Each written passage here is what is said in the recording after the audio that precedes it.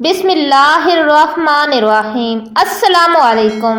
اللہ رب العزت نے اپنی کتاب قرآن کی سورہ یونس میں ذکر کیا ہے۔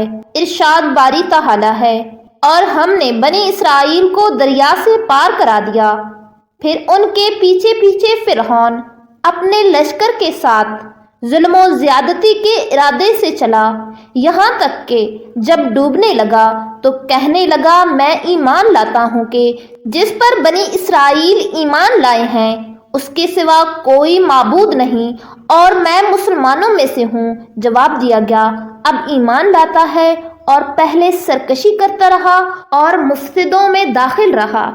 آج تیری لاش کو نجات دیں گے تاکہ تو ان کے لیے نشان عبرت ہو جو تیرے بعد ہیں، اور حقیقت یہ ہے کہ بہت سے لوگ ہماری آیتوں سے غافل ہیں۔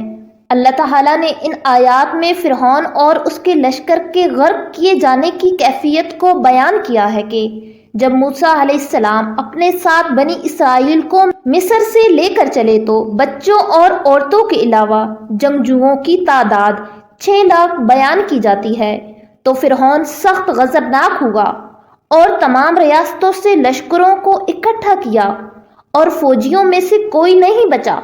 پھر سورج نکلتے نکلتے ان سے جا ملے، دونوں جماعتیں ایسی جگہ ملیں کہ سمندر موسیٰ علیہ السلام اور ان کے ساتھیوں کے سامنے ہے، اور ان کے پیچھے فرعون اور اس کا لشکر۔ اس پریشانی سے نجات پانے کے لیے موسیٰ علیہ السلام کے ساتھیوں نے دعا کے لیے اصرار کیا، چنانچہ اس وقت تنگی کشادگی میں بدل گئی، اور اللہ تبارک و تعالی نے موسیٰ علیہ السلام کو حکم دیا کہ وہ اپنا عصا سمندر میں مارے۔ چنانچہ جب انہوں نے مارا تو سمندر پھٹ گیا، پھر ہر راستہ بلند و بالا پہاڑ جیسا ہو گیا، اور 12 راستے بن گئے، ہر جماعت کے لیے ایک راستہ ہو گیا۔ اللہ تعالیٰ نے ہوا کو حکم دیا، پس زمین خشک ہو گئی، جیسا کہ اللہ تعالیٰ نے قرآن کریم میں فرمایا ہے، اور ان کے لیے دریا میں خشک راستے بنا لے، پھر نہ تجھے کسی کے آ پکڑنے کا خطرہ ہوگا نہ ڈر۔ پانی راستوں کے درمیان کھڑکیوں کی طرح پھٹ گیا تاکہ ایک جماعت دوسری کو دیکھ سکے اور انہیں یہ شک نہ ہو کہ وہ لوگ ہلاک ہو گئے۔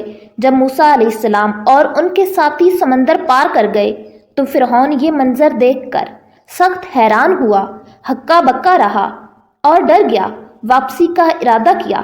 افسوس اس کے لیے جائے فرار کہاں ہے۔ نوشتہ تقدیر پورا ہو کر رہا اور دعا قبول کر لی گئی۔ فرعون اپنے آپ کو قابو نہ رکھ سکا، چنانچہ اپنے امراء کے سامنے قوت کا مظاہرہ کیا اور کہا کہ بنی اسرائیل سمندر کے ہم سے زیادہ حقدار نہیں۔ پس سارے کے سارے لوگ سمندر میں داخل ہو گئے۔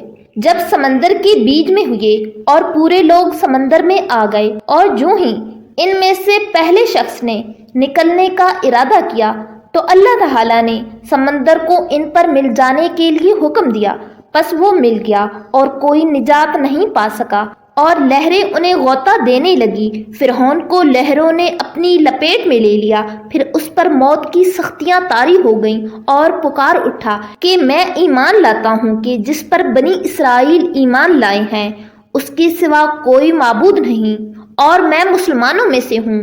فرعون ایسے وقت ایمان لایا جب اس کا ایمان نفع بخش نہیں رہا، اسی لیے اللہ تعالیٰ نے فرعون سے جواباً کہا اب ایمان لاتا ہے، اور پہلے سرکشی کرتا رہا۔